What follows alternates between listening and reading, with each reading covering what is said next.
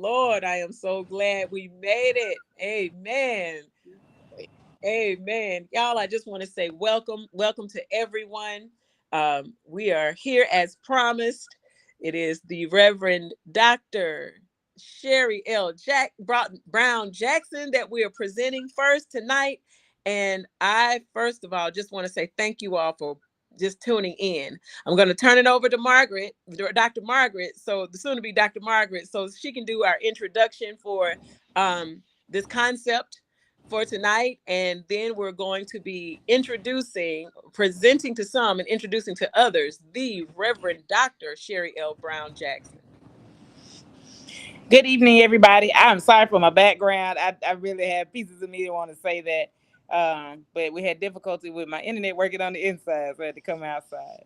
But I want to thank everybody for coming to this brainchild of Pastor Terrace and I. This is This is the first installment of 12 live Bible studies that will happen this summer. That will be working through decolonizing and deconstructing the text. From the lens of trauma-informed care. So what that really means is that we're going to take the Eurocentric view, we're going to take the oppressive view away from it. We're going to take if it's in the word, that's what it is. And we're going to take another deep dive with critical eyes as co-conspirators together so that we can see the text in a way that is going to reduce harm. So we're looking for harm reduction. In that, we're also looking for a way to bless our souls and seeing the text differently. God is still speaking.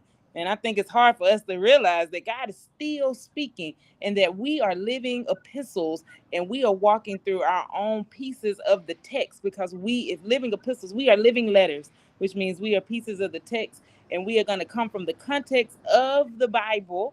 We're going to use the biblical text in the context of how it was written and how can we make that life applicable.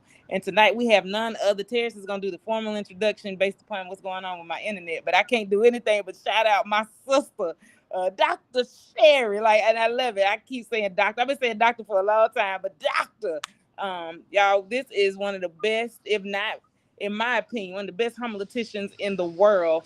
And not only that, but she is so committed to reducing harm with biblical text. That is her thing. That was a big focus of her D-Man project and of her work. She is a published best-selling author. Y'all have no idea how big that is to be on this platform. We are honored to have her. I'm gonna move out the way so Terrace can do this formal introduction, because y'all see she got this wonderful piece of work behind her. So y'all better, I told y'all, have paper, have pen, have notes. This is interactive. So after she is done teaching, we're going to give you some time to ask questions. Please ask questions. You have an expert sitting in front of you.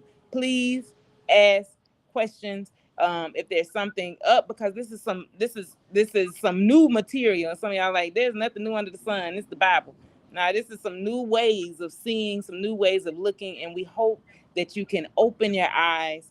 And critical doesn't mean that you're tearing down the text. I want to be clear about deconstruction.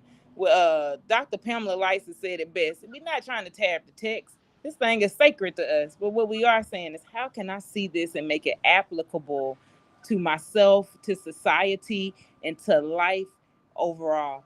And so I'm going to pass it over to Terrace. Terrace, again, is going to do the formal introduction. Thank you all for coming to the very first installment of what we're doing. This is all things in common. Thank y'all so much for participating. Terrace, I'm going to give it over to you.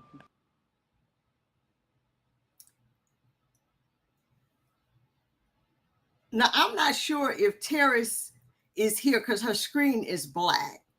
So, okay, I see it. I see that it is. So this is the thing. I did my introduction of Dr. Sherry. It's warm. I mean that thing. This is my friend. Here so she Terrace is. is here. She can. But I know we're having technical difficulties. And I want to make sure that people are able to see it and participate. So, Dr. Sherry, if you're ready, we don't want to prolong it. And we want our stuff to work. Oh, Terrace is here. Hey, Terrace. Yeah. Okay. So Terrace is here. She's going to do the introduction. And Dr. Sherry, I want you to take it away and do your thing.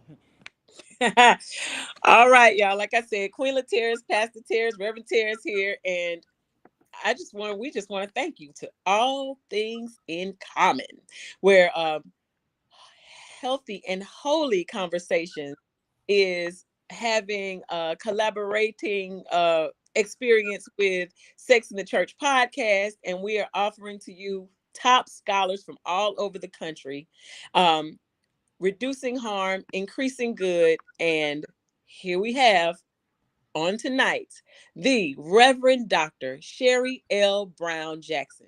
She is a native of Hammond, Louisiana, and a resident of New Orleans, Louisiana. She's a member of United Fellowship Full Gospel Baptist Church under the leadership of Bishop elect Brandon Booten.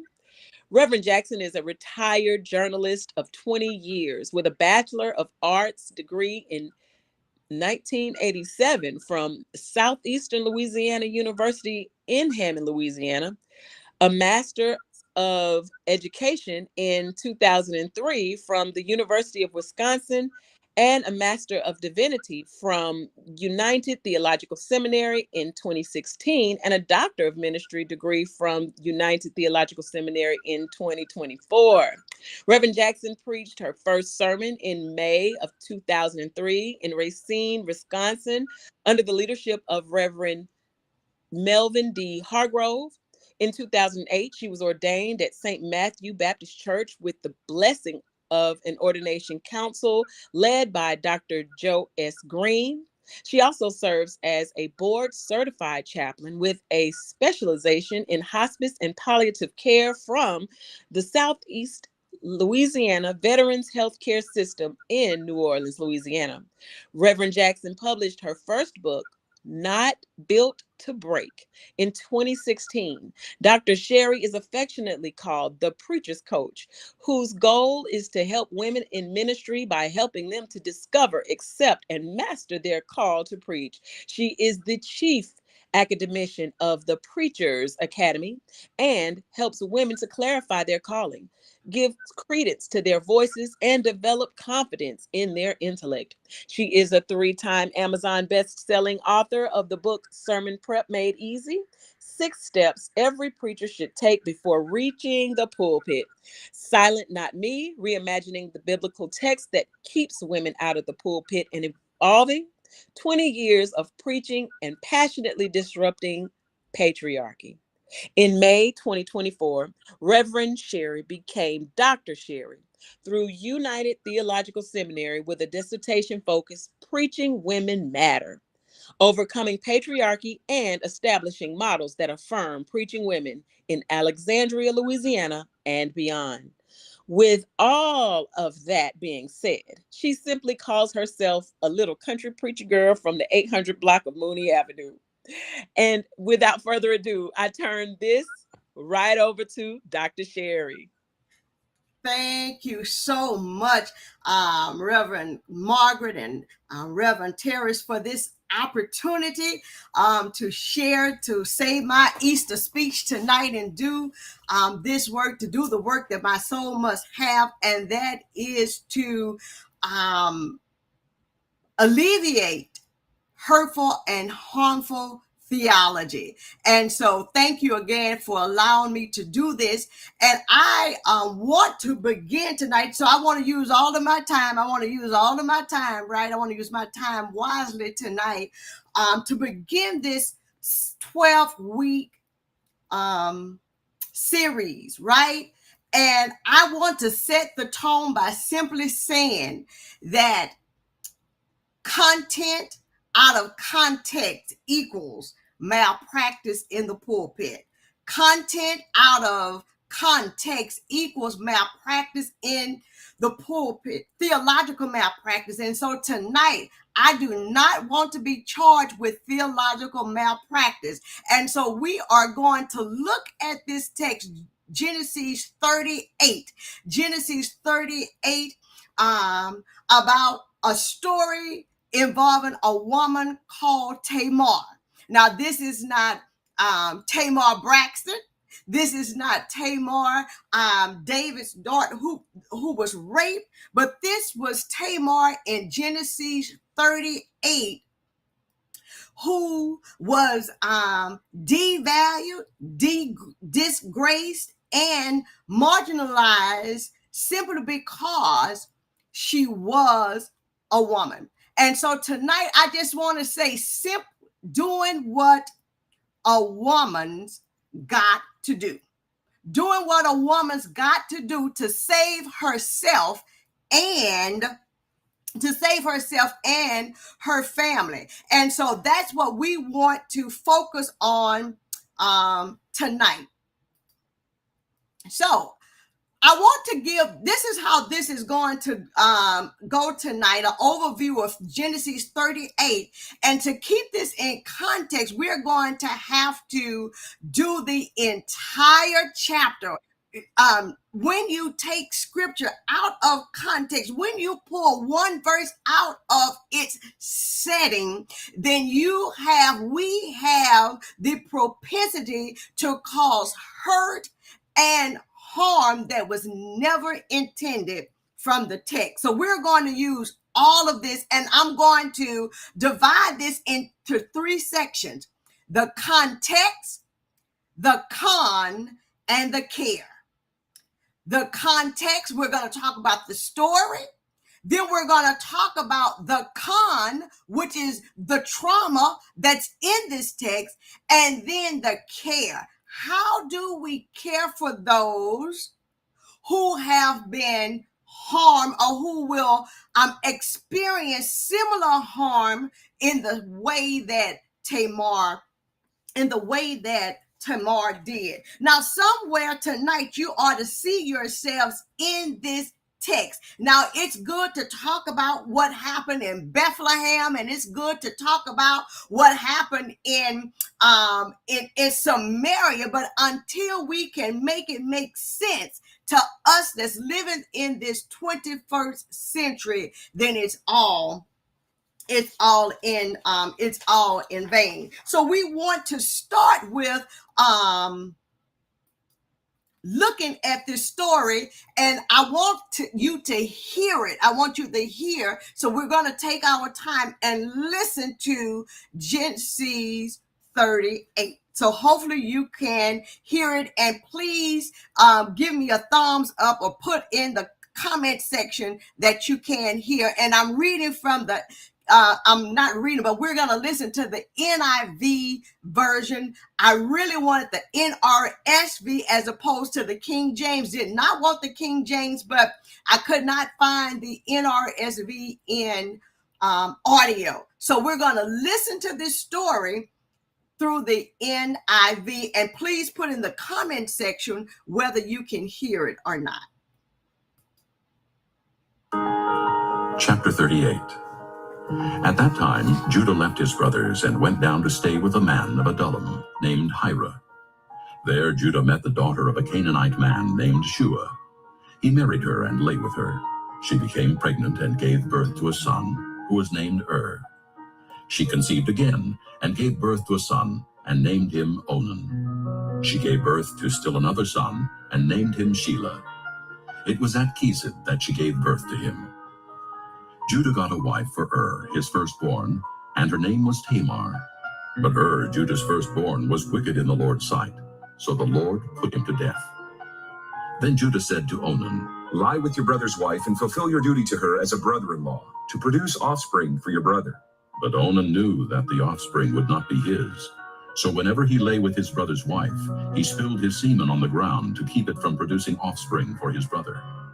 What he did was wicked in the Lord's sight, so he put him to death also.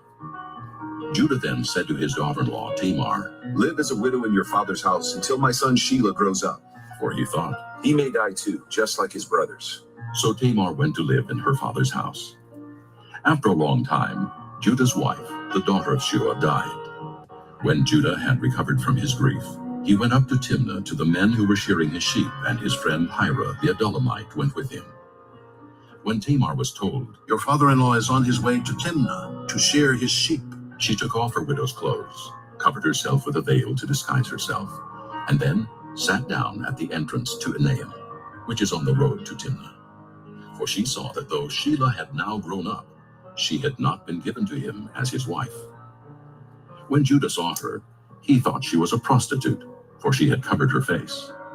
Not realizing that she was his daughter-in-law, he went over to her by the roadside and said, "Come now, let me sleep with you." And what will you give me to sleep with you? She asked. I'll send you a young goat from my flock, he said.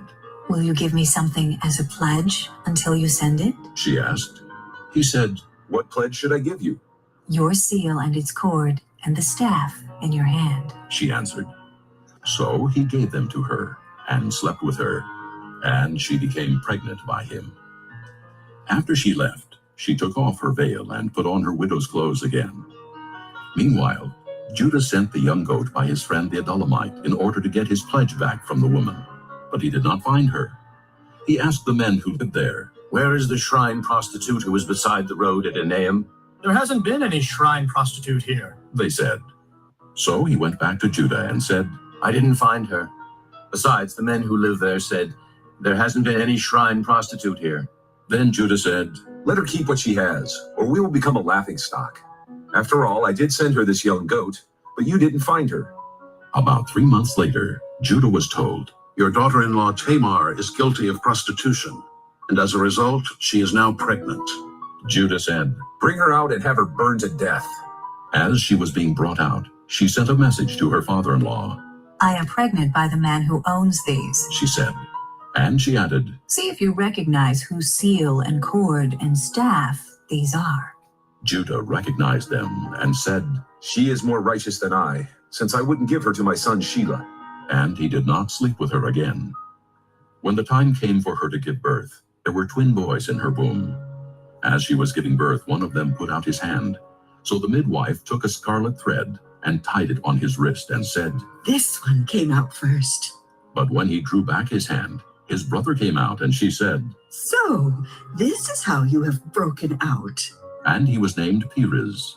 Then his brother, who had the scarlet thread on his wrist, came out, and he was given the name Zerah. All right. So there are a lot of moving parts, a lot of people's names, a lot going on in this story. And so I want to start by looking at the characters. Now, when we look at biblical characters, it's important to understand that these were people who were rooted in a world, right? These are people who were rooted in a world that is vastly different from the 21st century world. These are people who are rooted in a culture, who has customs, their communication, it was all different. So we run the risk of hurtful and harmful theology and theological malpractice when we don't put in consideration the customs, the culture, the characters, and the communication. So let us look at these characters.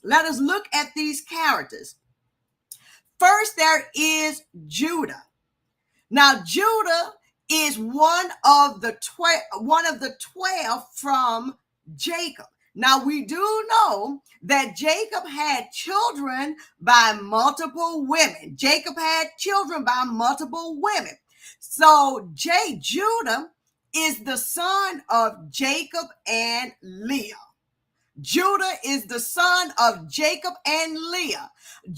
decides to leave the family compound and strike out on his own.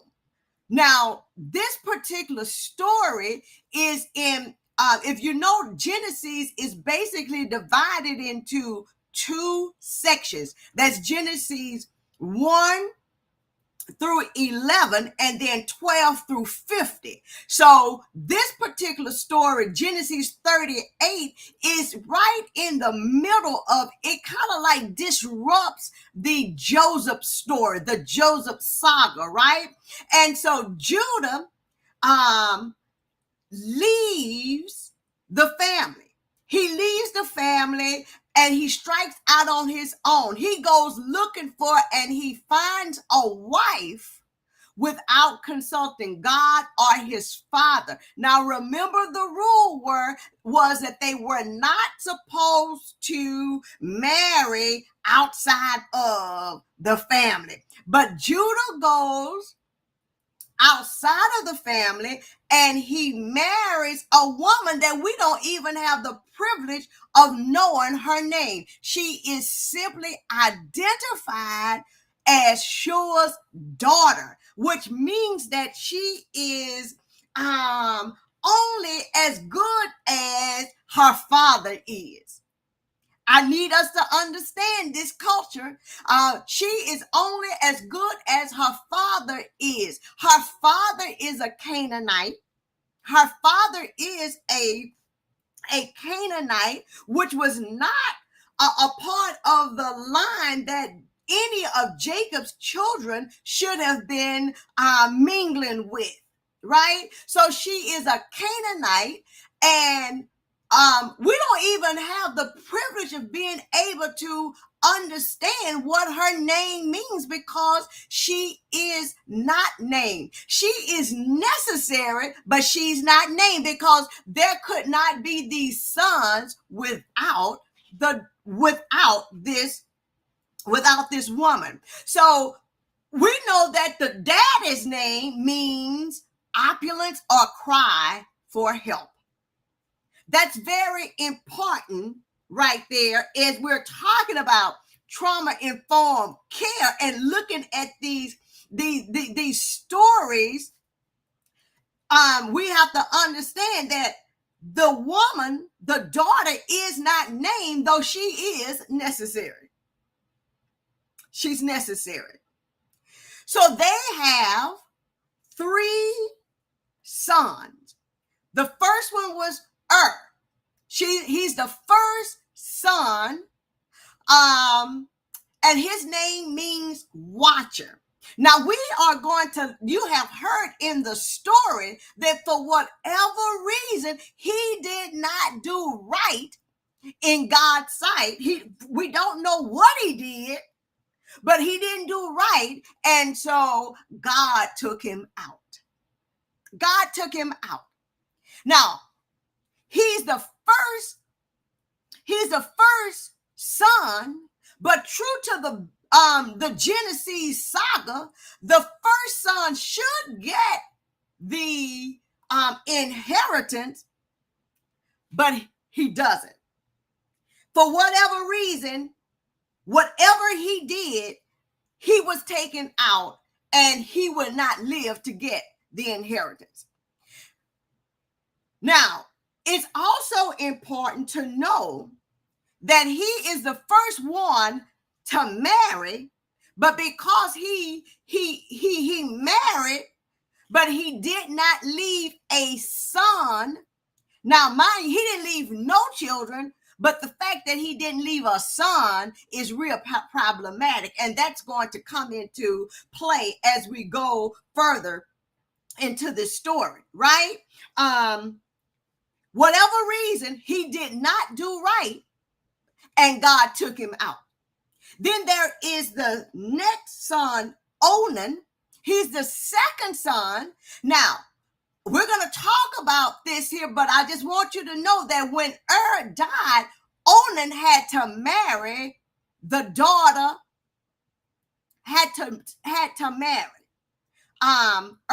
wife. And we're going to see that she is Tamar.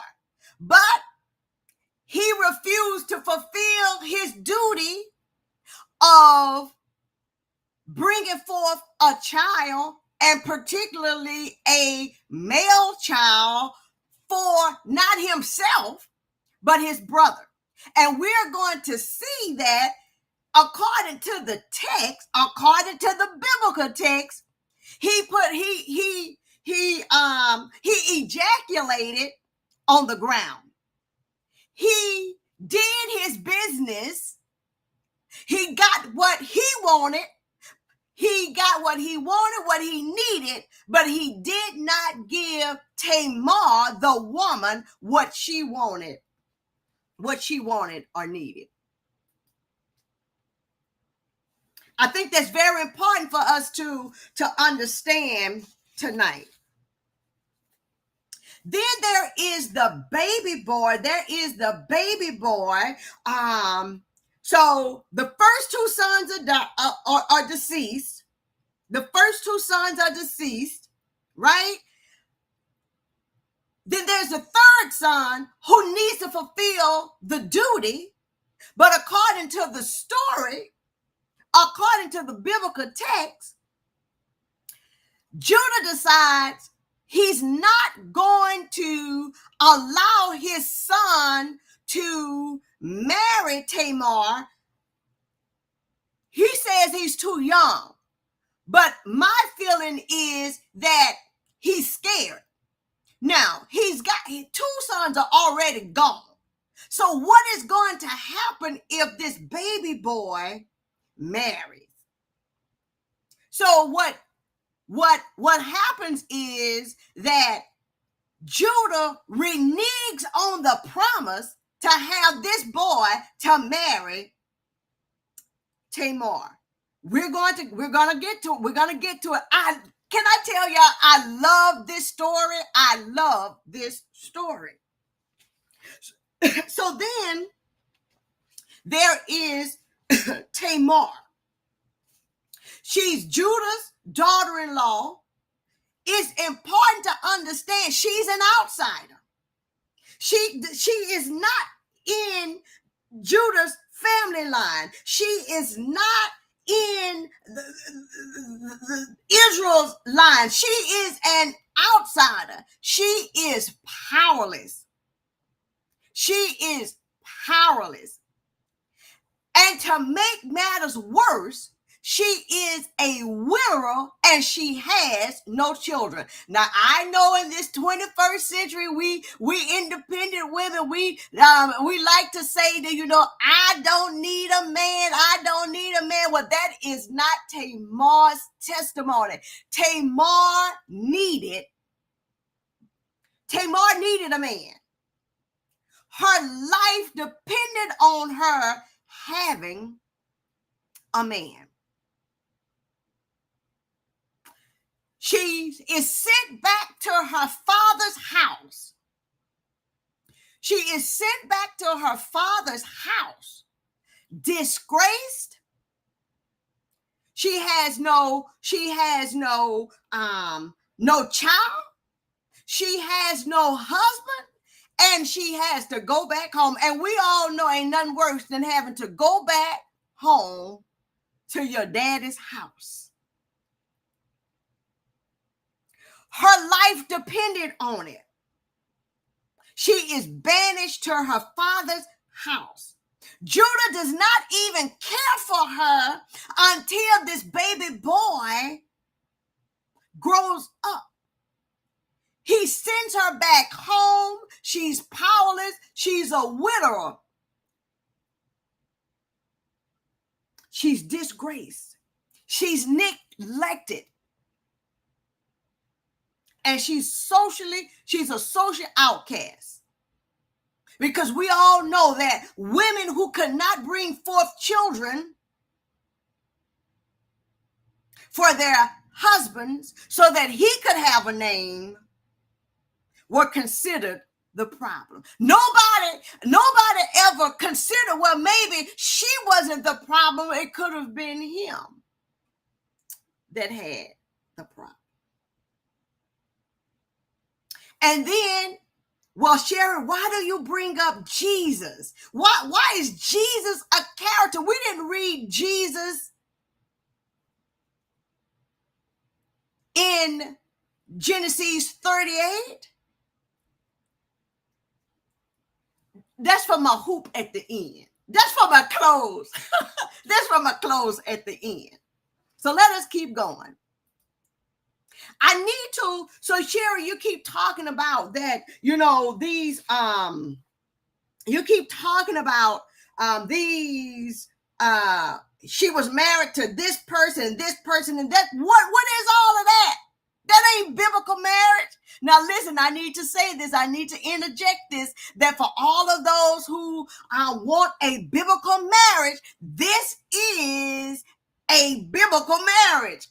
I just gotta throw this in right now. There are about 8 kinds of marriages that you can find in the scripture, and a majority of them have nothing to do with love. I'm gonna let that sit right there. A majority of the marriages in the scripture have nothing to do with love. They are transactions. They are treated as property. Oh, Reverend Margaret, let me just step to the side before I talk about this. That when in the marriage vows that we have co-opted and brought to the 21st century, who gives this woman to this man? You see, it was a transaction. The reason why I don't know why we say it now, but there was an exchange of property. I'm gonna give you land for my daughter. I'm gonna give you cows and horses and all of this for my daughter. That's why it is a property exchange. It's transactional. What's love got to do with it? Not very much. In these kinds of marriages.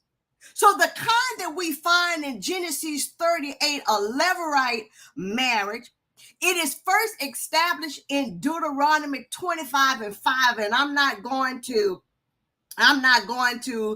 read that. But what it basically says that if the husband dies without a son, then the brother must marry the wife. Now, here's the kicker. The baby, and hopefully it's a boy, that comes along, the offspring, does not belong to the man whose seed it comes from. It goes back to the first son. And the idea was so that the first husband's line could be preserved, and he would have legacy. He would have legacy. But for the widow, it also protected the childless widow. It also, because see, her life depended on it. Her life depended on having a husband, and then it's not so bad that she didn't have a husband, but it was bad that she didn't have a child, because a widow, and I'm just wondering if this is reason why Jesus pushed the fact of take care of the widows and the orphans. That she needed to be protected, because a widow, there was no alimony checks, there was no pension checks, there were no government checks, right? So her having a son protected her. So this is why they had this law. Now, here's the thing. The second son, Onan, who went in her but refused, who went in her but came out of her without leaving the seed in her, he pulled out his seed on the ground because he did not want the responsibility of raising and having a son that he would be responsible for, but it would not be his. You see, if the brother refused to perform this duty, there was a way out. And that's according to Deuteronomy 25:7. Is this good? Am I talking good tonight? Because I'm feeling it. Am I talking good tonight? If the brothers refuse, then the woman would have to go to the city gate, because the city gate is kind of like where the elders were, where the elders were. She went to the city gate, and she had to report to the elders that the brothers refused to carry out their duty. The elders would then call the brothers to them, and if the brother says, I will not marry her, then there was a ceremony called the removed sandal. And this is where the widow, the woman, would loosen up or remove the brother-in-law's shoes, spit in front of his face, and say, so shall be done to a man who refuses to build up his brother's house. This would be a symbolic act to free the widow to then go and marry whoever she wants. You see, the debt is stacked up against the woman because it was all about protecting the man's line. She was necessary. She was necessary to the story. And so, yeah, even though it was about the man's line, it was about, if you look at it from a positive perspective, it served to protect the widows and their children from poverty, from being dependent economically and regarded as possessions, right? It served to preserve the survival of a clan. This is why this is put in place. The widow of the deceased brother would then be able to bring forth a child, and that child would preserve the family name, but would also take care of the widow.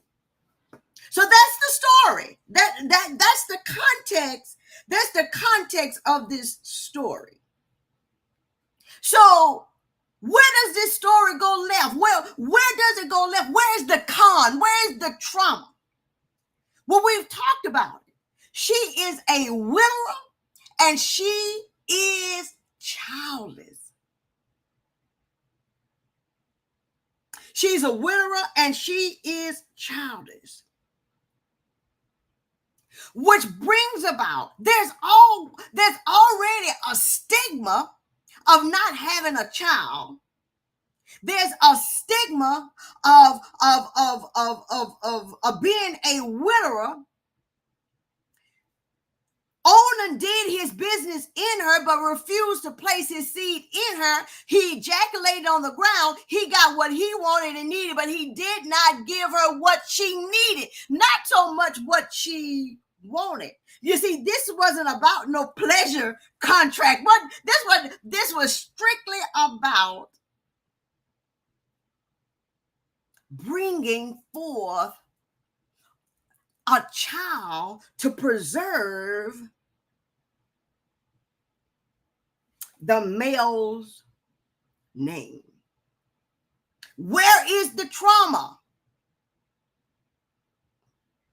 Where is how she's a widow, she's a child, she has to go back to her dad. She is disgraced in society and also her family. She's disgraced, she's hurt, she's humiliated, and she is embarrassed.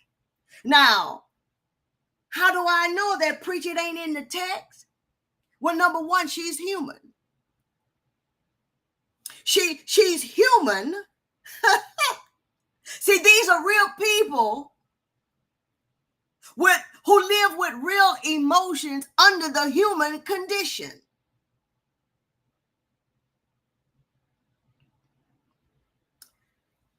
Judah lies to her. How many times in our congregations that are comprised of at least 75% women who come week after week, giving their last, but they've been mistreated. They've been dehumanized. They have been demeaned. They have been humiliated. They have been hurt. They have been sad by the promise of somebody who said what they would and would not do.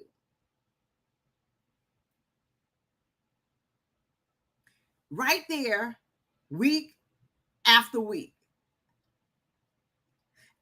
They are trying to figure out how they're going to live from day to day. And we are acting as if they're not sitting in front of us.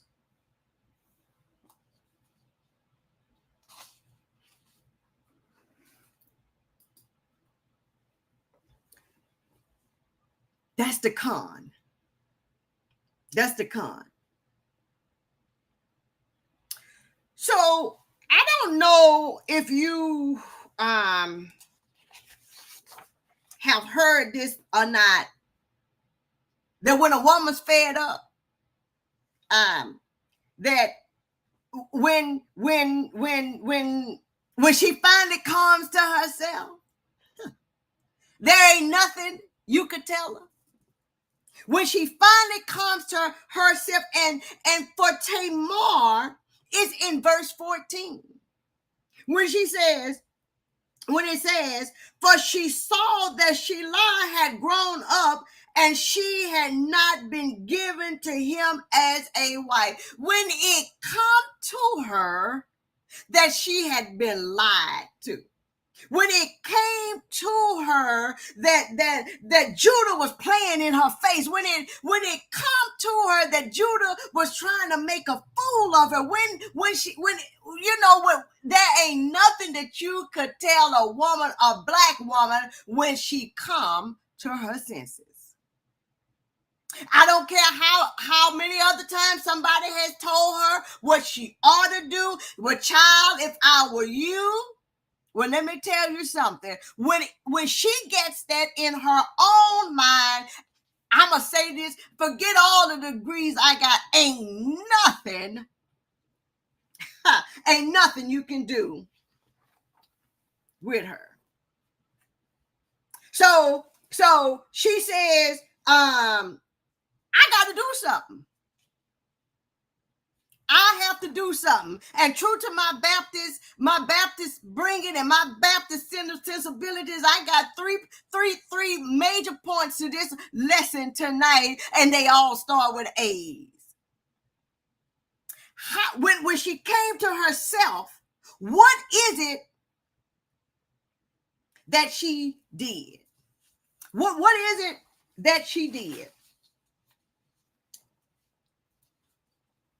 How is she going to, because everybody who her life, everybody who was over her life, all the men had used her up and had mistreated her and did all of these things. So she has nothing to lose now.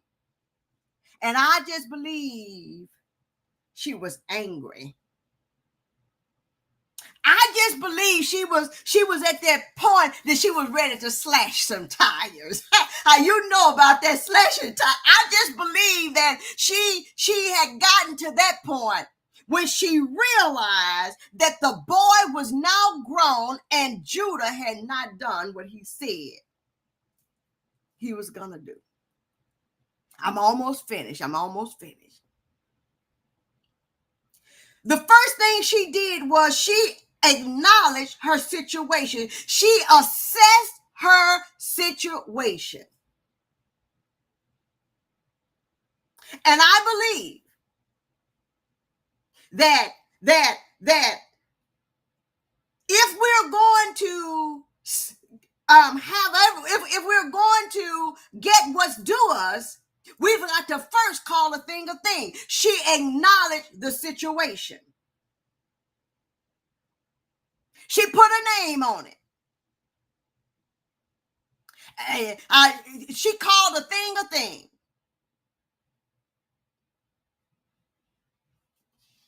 It was time for her to speak up for herself, because everybody else who was speaking for her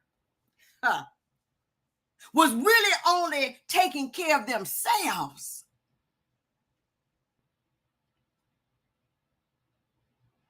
And she knows that if she was going to survive, if she was going to make it, she had to do something. So she acknowledged her situation, that she's a woman, that she's a widow, and she's childless. And by doing that, she was really assessing her social and economic condition. She was a social disgrace, and she was economically bankrupt. The loss of a husband was a social and economic tragedy. Widows found themselves living marginal existence in extreme poverty. In this condition, as a widow and childish, she did not have a future. She did not have a future. She is treated cruelly by She is abused by Onan. She is rejected and dishonored by Judah, and she is a widow, and she is childless.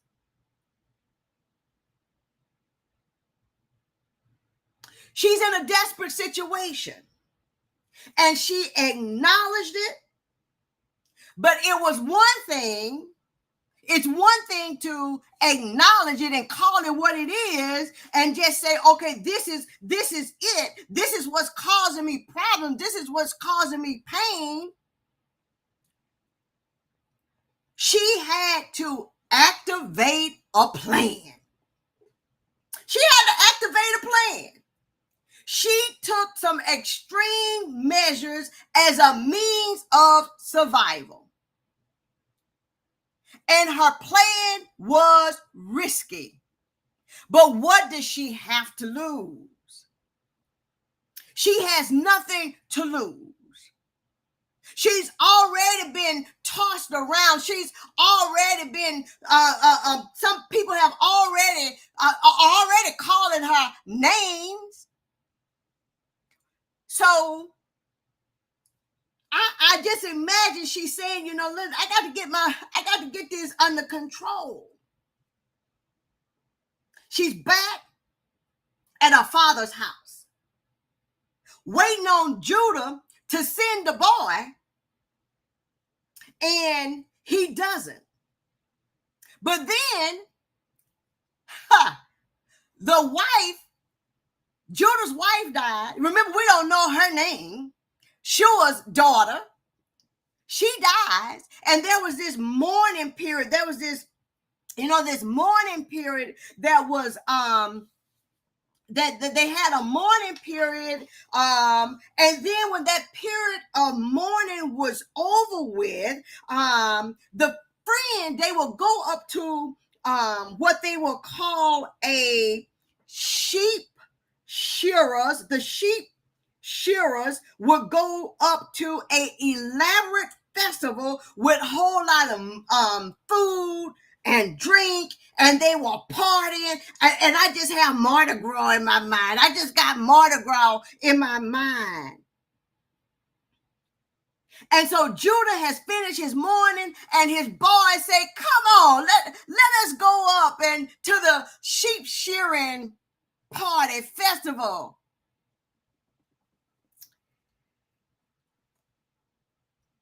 And this is when Tamar says, this is when Tamar says, I got to do something. I got to do something. Now, when we talk about what she did, I need for us to think in our own minds about a time we had to do something that we didn't want to do, that went against the church teaching, that went against our own morals, that went against what we deemed to be right, because we needed to survive. We needed to take care of the children. We needed to put food on the table. So what she does is, she dresses herself up. She dresses herself up. Now, Margaret, y'all have to tell me when my time is up, because I need to finish the text. She dresses herself up like a prostitute, and I need us to really see that. She dresses herself up like a prostitute, and she sets herself on the side of the road and waits for Judah and the boys to pass by. Now, let me just say this, because remember, we're talking about different culture, different customs. Being a prostitute was very common in Israel.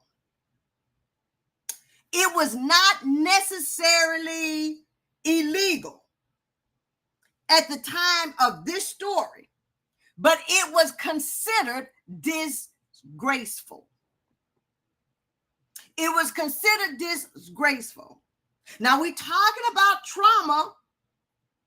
We're talking about this woman securing her future.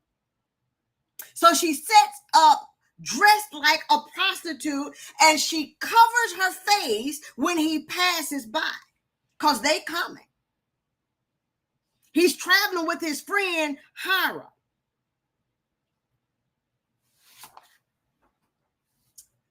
And sure enough,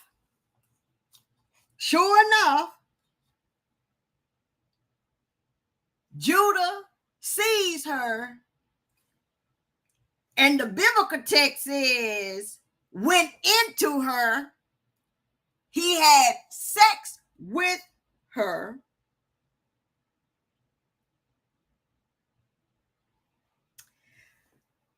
But she asked this question: what will you give me? What you gonna give me for this transaction? What you gonna give me for this? For being able to come into me? What are you gonna give me? You see, at this point, she really takes her power back. At this point, she's really speaking up for herself. She's doing what she's got to do to secure her future. Now, you may not have done anything like this, but you've done something. I don't care if it's putting your electric bill in your sister's name. I don't care if it's no more than you selling your food stamps. You have done something to take care of yourself and your family. And even though she has no children now, what she's doing is securing a future for her children. So she says, what you got? And he says, well, he offers her a goat,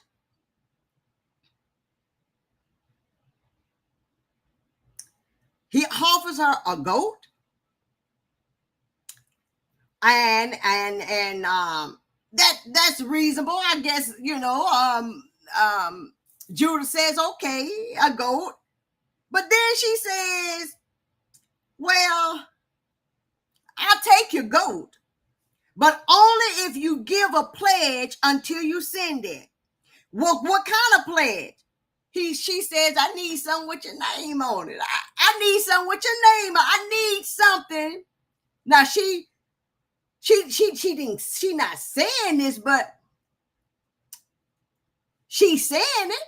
I need something with your name on it. I need your signet. I need your something that will I need your identification card. You see, the signet or the seal attached to a cord typically worn around the neck was used in business to seal a document with one's signature, right? The staff was an item that represented authority. So this pledge that she asked for is asking for one's driver's license and credit card. He doesn't go back and forth. There ain't no bartering. The text says, so he gave them to her. He had sex with her and she conceived. After that, Tamar got up, went her way. She takes off the harlot's veil, puts her widow's clothes back on, because she understood that it was a business transaction, nothing more. Ain't no love involved, ain't no feelings involved, ain't no pleasure involved. It is strictly a business transaction.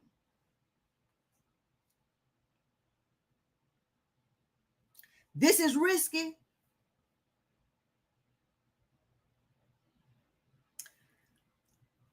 The third thing is she's ready to accept the consequences, because if found out, she could die.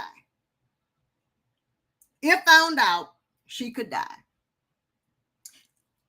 As the story continues, the kid, Judah sends the goat for the payment, and the person was to bring back from Tamar, or at least the prostitute was to bring back Judah's identification. But when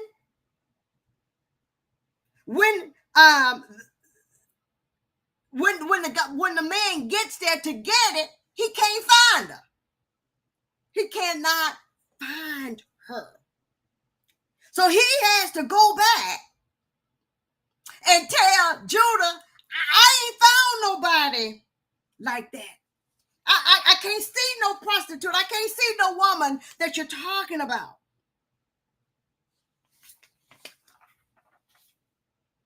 Can't find her.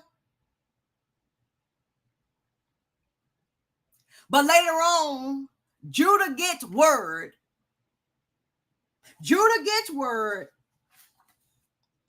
That Tamar is pregnant and he is ready to kill her. He's ready. He has every right to stone her according to the law, because technically she's still engaged to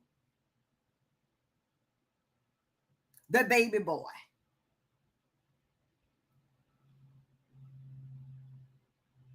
She's still engaged.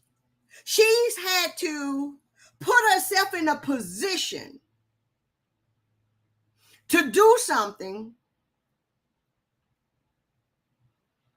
that went against her morals, her mental, that could cause her mental and emotional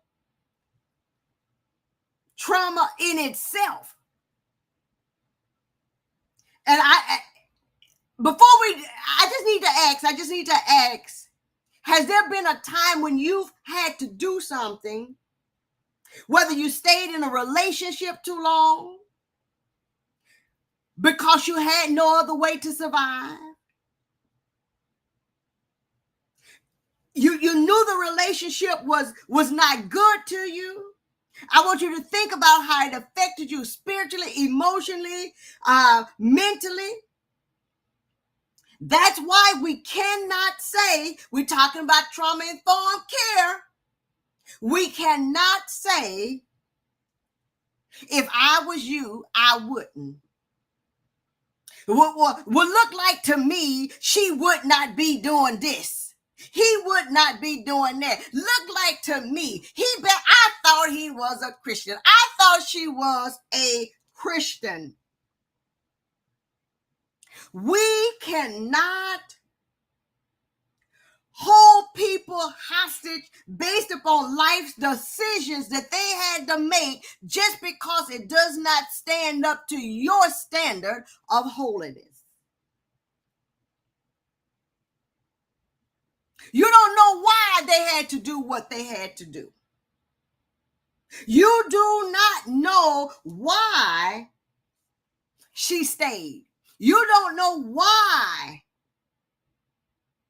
she ended up in the situation that she's in. It said that she acted like a prostitute, but she wasn't a prostitute. She really was a strategic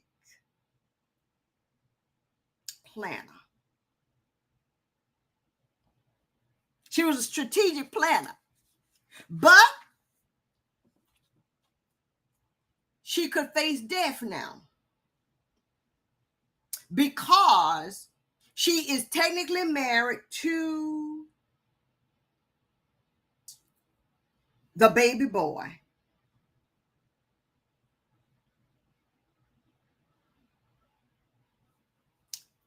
And so when they come back and they said that she's pregnant, Judah sends for her.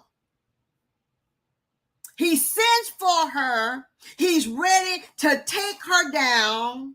He in fact, he ordered her to be put to death because she brought shame to his family. Now, nothing was said about him going with the prostitute, but he wants to put her to shame, to death, for bringing shame on the family. She was a widow, but she was technically married to the boy. His encounter with the prostitute was not sinful, but her acting like a prostitute was worthy of cruel death. We don't have to look at Tamar's story to know that there are some who want other people to die because of what they did, but we want grace and mercy for our best. Tamar knew she was powerless against Judah, so she was ready to accept the consequences, and she was brought out to be burned to death. She sent word to Judah saying, before you put me to death, that I want to show you what I got. I want to show you that the baby's daddy, this his stuff. This is stuff. I want to show you that the owner of the staff, the cord, and the ring belongs to the baby daddy. And so when Judah got these items, the same Judah who wanted to kill Tamar flipped the script. Instead of burning her to death, he declared her righteous. He declared her righteous, saying that, look, this woman is more honorable than I am. So what is the care involved here? What is the care involved here? And I'm almost finished here tonight. The care is that God, that Judah declared her righteous and saying that this woman has not done anything wrong. Yes, she had a baby by a man who wasn't her husband, but she was declared righteous because she did not call Judah out for his mess. And then she had secured the bag by being pregnant. Instead of accusing Judah, she just saying, look, here, before you take me out, before you kill me, before you burn me, I need you to take this stuff because this belongs to the baby daddy.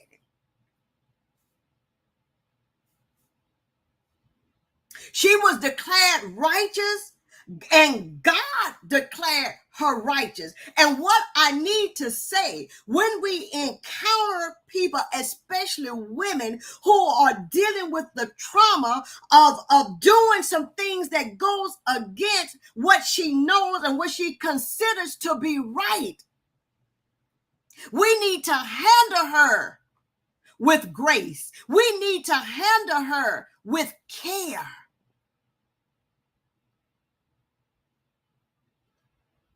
And because she did what she did what she had to do. She got the son. She got the child. In fact, God doubled her blessings. Good God.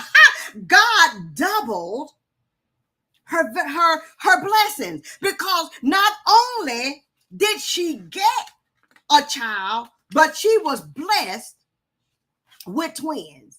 She was strategic in what she did because she understood that her life depended on it, that it was a means of survival.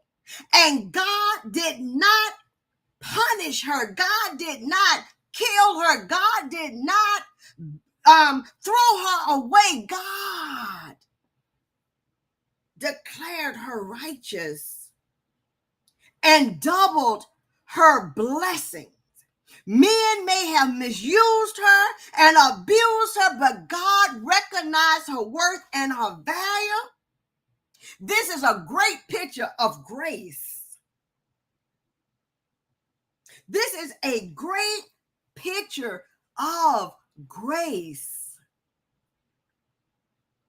She's pregnant not with one, but she's pregnant with twins. And the twins that she would have, Perez and Zerah, are the ancestors of David. And the third thing that God did is that God documented her story for her descendants who would change the world. God documented her story so that her descendants, those who would come after her, would know what she did to save the family and to save the nation.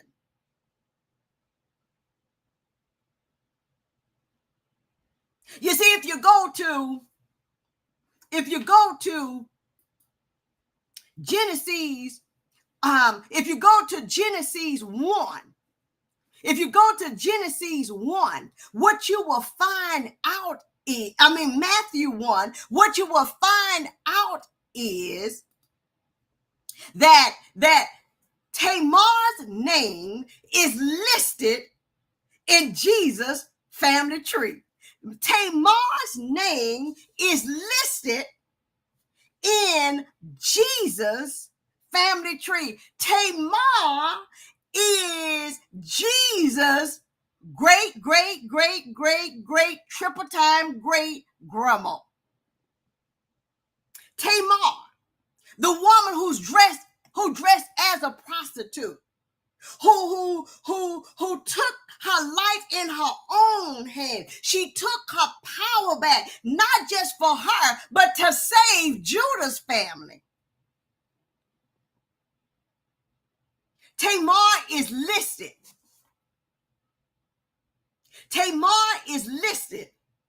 In the family. So if you go to Matthew 1, and you'll find a genealogy of Jesus. I told you I was going to get back to Jesus. Tamar is in the family.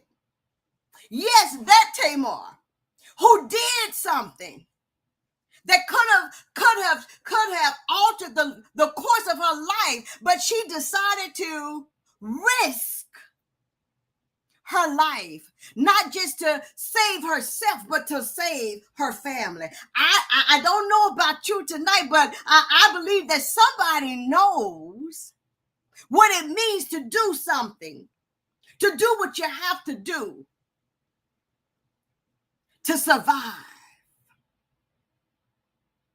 She's in the family. She did what she had to do. And unlike many of us who would have thrown her away and says that she was no good for anything, God declared her righteous. What the law says that she should have got, she did not get.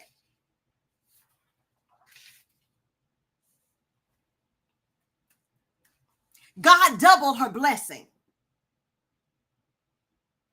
And then God documented the story so that her descendants will know about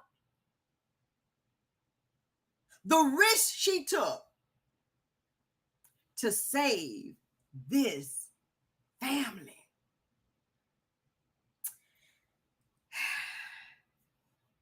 Tamar, a woman who has done, she did what she had to do.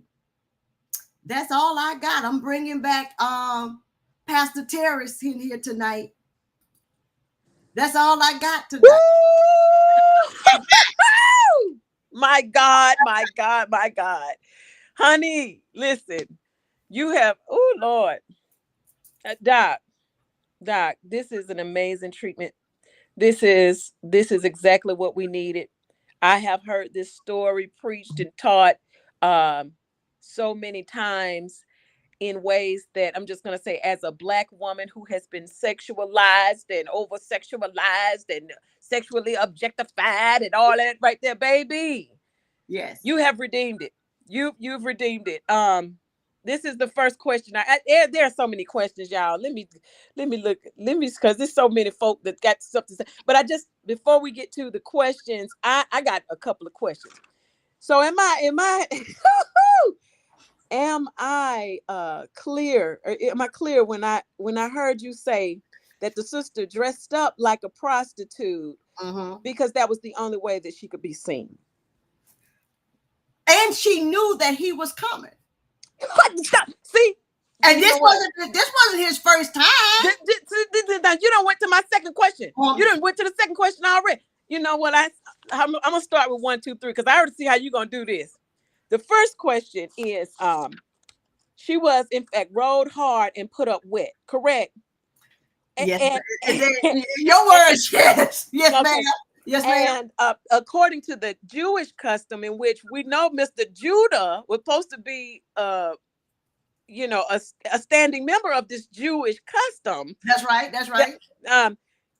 He was violating her because I need to break it down for the folks. He was violating her because, just like you said, the relationship was transactional, and the child was the commodity.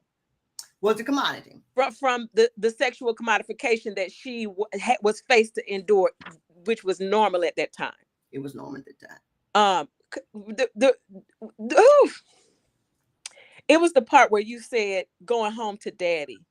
That thing took me because it just, as a Black woman, y'all know, you don't want to get no divorce. How does it feel? Even when you done got married, right? I was married now. You done got married, and we in the Black community often see marriage and that sort of thing as a validation, right? This is the ultimate, optimal male validation. So now I was married now, right? And the thought that this woman was rode hard, put up wet, and sent back to her daddy's house, that was a violation. Let's talk a little bit about that being a violation of the Jewish culture. Well, also, now is that Margaret trying to get back in? Also, what we need to understand now, she ain't going back for comfort, like, or I can go back home. You know, like my mom and them said, you can come home and you can't come nowhere else. Well, when coming home, see, the deal had already been made, right? The transaction had been made, whatever they got for her when she married in the family, you know, property, whatever that was, right? She's going back disgraced. She's going back. She ain't going back to be, you know, a debutante, you know, and or anything. She's going back disgraced. Yes, ma'am. Because that's what I want you to just break that thing down, because this would be the equivalent of, you know, you buying some, you know how they have perishable goods, and they say you can't bring them back. This one of the ones that you can't bring back. Yeah, she was sold. Oof. And so, second question. Jesus Christ. Second question. The host row. She knew her father-in-law, because this was she know them folks. Yes. Knew them folks. She done went. Look, I done been with your first son and he wasn't nothing. I done been with your second son and he wasn't nothing either. And now I'm realizing, just like you said, she came to herself. She came to herself. And I would even go so far as to say she is moving from a place of objectification to autonomy. See, this one, yes. As a sexual ethicist, I want to bring in the right and wrong of this thing. Right? I want to highlight the fact that she has been wronged. She has been, it was a violation against the Jewish culture. Yes, the laws. That's right. And further, now it is her father-in-law. She know these folks that he on the whole stroke, because this is what they do. Like you said, it will be the equivalent to in Mardi Gras, or in my city, Pensacola. It's like you walking down Cervantes Street. You know, everybody knows what they do down there. Okay. And so here she is going to the folks that she know what they do. She know what they do. And the last point is she dressed up like a prostitute. And I push this. She's dressed up like a prostitute because that was the only way that she could be seen. And she sat on the side of the road where he had to pass. Where she had to pass. Because he had to pass. Know what he do. She was strategic. Yes. See, you can't beat a woman, a black woman, especially when she fed up and she get in her mind. You can't beat her. Yeah, right. That's it. She'll sit all day and think. And see, and this is what I like where we're going with this. So here is the sexual wellness, right? Here is the ethical considerations. First, it is a virtue ethics. In virtue ethics is based on morality. It's based on a person's intent and her personal virtue. And we see that the first check mark is she was doing the right thing. And that's why even at the end of the story, like you pointed out, Judah said, you got me. You got me. She's more virtuous than me. She's the one that's held the integrity for the family. She held up the integrity of the family. Even though she's supposed to be supposed to be outside, but she demonstrated that she was living. She was a living instrument of what the Judaic law was supposed to be. That's right. Okay, so now we got a check mark by virtue ethics. The next thing is deontological ethics or formism, which says performing to the duty, or are you doing the duty? Was her duty, because she just like you say, she was married into the family, and now she is in like chattel slavery. You know, I come from my family. We're from Sierra Leone before it was Sierra Leone, but then we went through a breeding plantation. Okay. So I was purchased in order to be right. So she's in this situation where it was her duty to produce children. That's why so in her dressing like a prostitute, she fulfilled the duty. Virtue, next virtue, check. We're looking at right and wrong here. Right along. The third thing is consequentialism or utilitarianism. Okay. This is the ethical consideration regarding do the ends justify the means? Right? Did the end and like you say, they were the first name listed up there when we talk about in Jesus's lineage, in Jesus's bloodline. And then next is Rahab. Okay. So when we talk about the utilitarianism of it, the ends justifying the means, we got a check mark. The next two is casuistry. Okay. Now this means that, or it does this means it handles on a case by case basis. Was it right for her at that time and the people around her considering her particular case? Yes. And I mean, the culture called for it, right? So now this is the danger of having apples to apples when you try to bring up an ancient Near Eastern or first century Palestine world to the 21st century and say, oh, I'm gonna follow the Bible every line by line and never precept. No, well, okay then. You have to look at it based on those particular factors. We're going to either have a prescripted text or a descriptive text. Thou shalt not kill, that's a prescription. Right? Right. Okay. Right. But so you got to be talking, you got to be real careful about we're going to bring everything in the Bible, we're going to bring it to the 21st century. Yeah. You ain't ready for it. You ain't ready for it. You ain't ready for it. You ain't ready for this kind of biblical marriage. And see, and that's it. So we got to check next to that one. Okay. All right. So the last one I'm gonna bring up, of course, is we say the best for last. This is the womanist ethic. Okay. And when I'm seeing a womanist ethic, not only am I looking at relationships, but I'm also looking at the importance of the relationships, not just in family, but nationally, but historically, culturally, right? And so it is sound to say that her decision was womanistly ethic. It matched the womanist ethic in terms of pulling things outside of the margins and expanding the parameters of privilege to include everyone. That's right. She is operating in a womanist ethic. So if I look at my checklist, it wasn't just for her. That's it. It was for everybody. Everybody was going to benefit. Everybody, we are benefiting to this day. So from now on, Pastor Preacher, whenever you split your mouth to talk about Tamar, I'm gonna need you to put some respect on her name, okay? Because ethically, what she did not only is lined up with all that it is that we've learned from our Kemetic Judeo-Christian tradition, but it was also with her soul, because she went from being objectified, identifying with her own objectification, to identifying with her own autonomy. You cannot talk about Jesus without talking about Tamar. There we go. I need to look at some of these questions. This said Genesis is okay. Let me look some of these questions. Woo, honey, these people on fire down here. It's just somebody's. Ooh, girl. I can't even look. I can't even see all these questions here. It's lots of them. Anybody? I'm trying to don't see in a particular question. Yeah, I see a whole lot of amens and yeah. Okay, but if anyone has any questions, we have the scholar on tonight.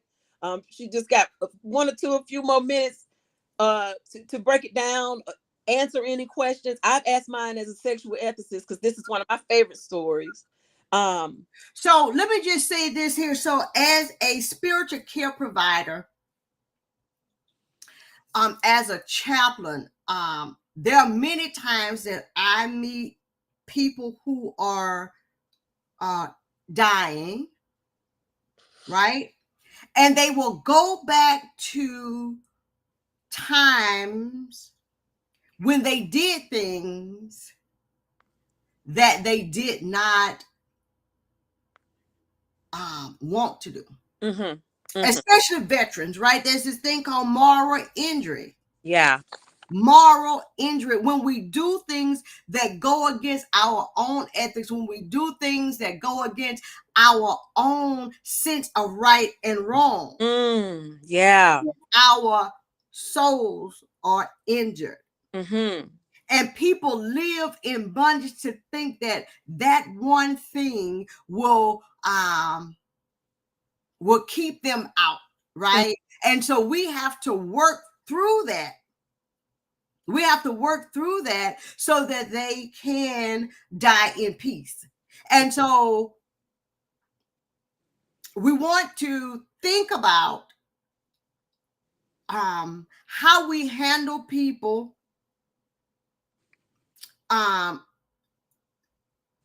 This story of Tamar is a beautiful picture of grace. Yes.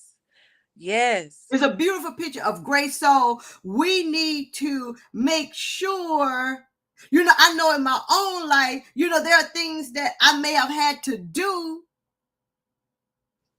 as a means of survival. Yeah. Yeah.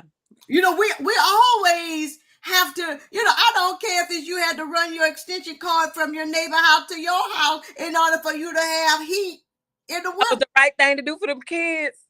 Children, excuse me, that was the right thing to do. Yeah, that's one of the ethical principles. Yeah. Formalism.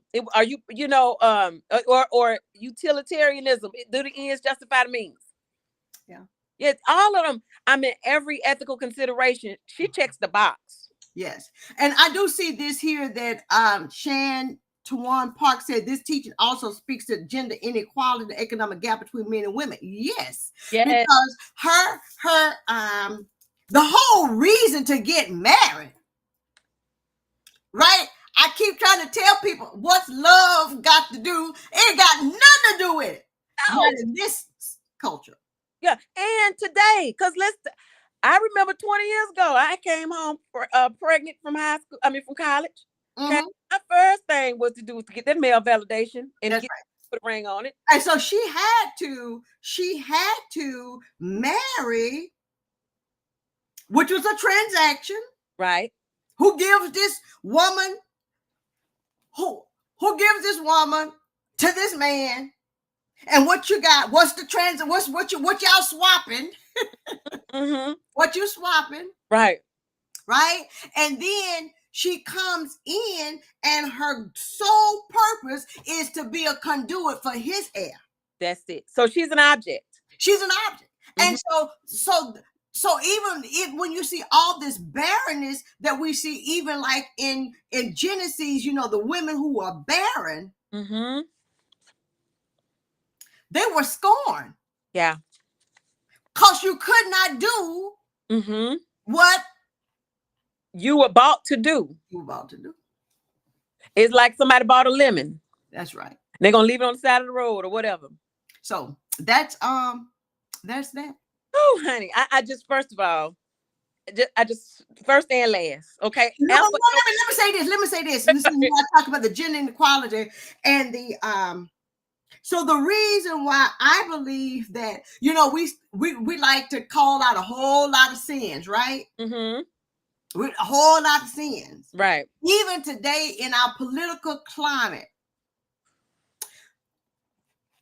if you're a red letter follower, if you are a follower of Jesus, it's got to be about justice and equality. Yes. It's got to be about taking care of the least of these. It's got to be taking care of the widows and the orphans. These are the ones who were put outside, could be put outside and on the side begging, and their life, their existence depended on having someone to care for them. Mm-hmm. They were the most vulnerable. And so when they was cheating the woman out the widow, the story of the widow's mite, and they was cheating her out of her money and all of these kind of stuff. That's why Jesus got upset. Right. Because you're messing up. I got to stop. It's inequitable. It was, yeah. So this was amazing. This was thank you for the privilege. The aim and our goal is to reduce the harm, to increase sensitivity and understanding of how we can stop church hurting folks with the text. And this was a beautiful story of how this sister started out, Miss No Name, with her highly important. You ain't even, ooh, girl, I ain't gonna re-preach you and reteach you, but you already said it. how she went from someone's object to taking agency and full autonomy and becoming a person. Becoming her person. So thank you all. Thank you for the privilege, Reverend Margaret, Pastor Terry. Thank y'all for not thinking it robbery to bring this little country girl on to do the work that she loves. And I just want to say that on Monday nights that I do have a 6-week Bible study that we started Monday night, Reclaiming My Name, where we are looking at women who we started out with Eve, because if we can get Eve right, it looked like everything else ought to fall in line.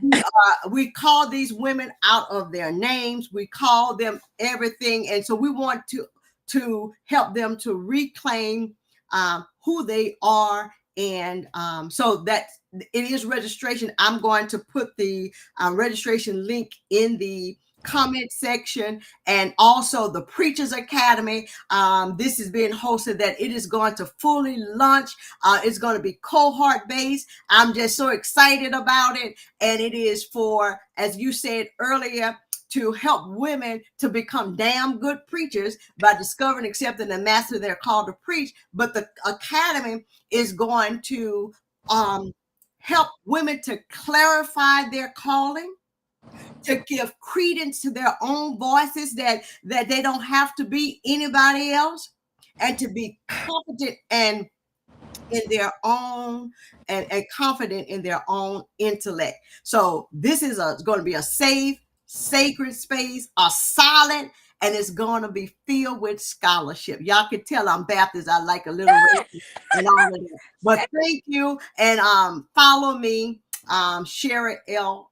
Brown Jackson D-Man. Thank you again, Mark. My camera messed up. If I would have came on, thank you, Terrence. But Terrence did way better. She went through, because she went through on the ethical roll call, honey. That thing took me out. It was wonderful. Dr. Sherry, if it announce all your stuff, but y'all, the best-selling author, you can find her works on her webpage. You can find her works on Amazon. Again, I still use one of her books where she literally maps out how to write a very sound, very ethical, do no harm sermon. That book is amazing. Y'all need to get that if you preach. She spells it out. Like you can't miss nothing with that book. So, but Dr. Sherry, it's an honor for you to open us up tonight. Listen, I don't even know. I want to say it gets better, but I'm scared if it gets better. It is going to get better, because my friend Dr. Garland Thompson will be next, and yeah. And it's Juneteenth. Don't forget about me when he comes. You got a brother coming on doing Juneteenth, y'all. I don't know. I want people to be alive at the end of the summer too. Now y'all can't just take everybody out. But this is a beautiful view of what it looks like to decolonize and deconstruct. We didn't destroy the text. Dr. Sherry brought you to Jesus. She showed you the importance of a genealogy tonight. Some of y'all skipped it. Y'all ain't never read one. Listen. Now, I know what I'm saying. I ain't never read the genealogy. Like, we don't need that's not important. Yes, it is. You find out with every little thing. Everything we saw tonight the necessity of understanding how ethical it is to walk in what you need to do to get what you need to get done. Like, listen, she brought honor. Yeah, I'm done. I'm gonna rewatch this again and scream. We have we have it pinned. We have it pinned. Y'all support Dr. Sherry. The work that these scholars are coming on here doing, they are helping me in my D-Men project. For one, me and Terrence, they're helping us. And two, this is their work. This is their sweat, their blood, their tears. So make the Cash App or the PayPal. I can't see what's there right now because my screen is crazy. But whatever you see there, please, please, please, please, give honor what honor is due. And our currency, I'm quote Dr. Irie Session on this. Our currency is coins. All right, y'all. Thank you so much for tuning in. Bye-bye. Be blessed, y'all. May all be well with your day. Amen. And Ashe.